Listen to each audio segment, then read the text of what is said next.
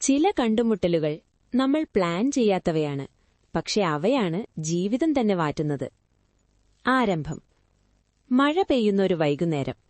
കൊച്ചിയിലെ തിരക്കേറിയ റോഡിൽ റോഷൻ വേഗത്തിൽ നടക്കുകയായിരുന്നു. അവനൊരു ഇന്റർവ്യൂക്കായി പോവുകയായിരുന്നു. അപ്പോൾ അവൻ തെറ്റായൊരു വഴിയിലേക്ക് തിരിഞ്ഞു. ഇതെവിടെയാണ്? അവൻ ചിന്തിച്ചു. ഒരു ചെറിയ കഫേ. അവനൊരു ചെറിയ കഫേയിൽ കയറി. മഴയിൽ നനഞ്ഞവൻ ഒരു കോണിലിരുന്നു.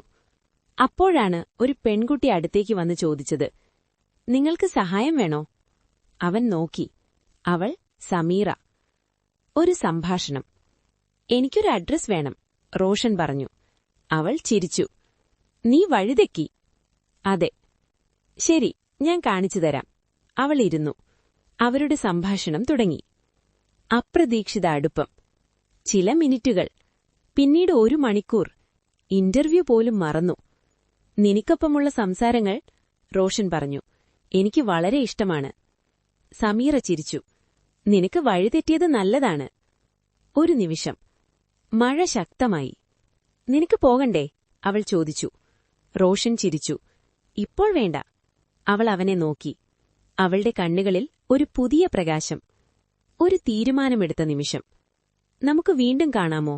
റോഷൻ ചോദിച്ചു. സമീറ കുറച്ചു നിമിഷം ചിന്തിച്ചു. നിനക്ക് വഴി തെറ്റിയാൽ മാത്രം. അവൾ ചിരിച്ചു. വേർപാട്.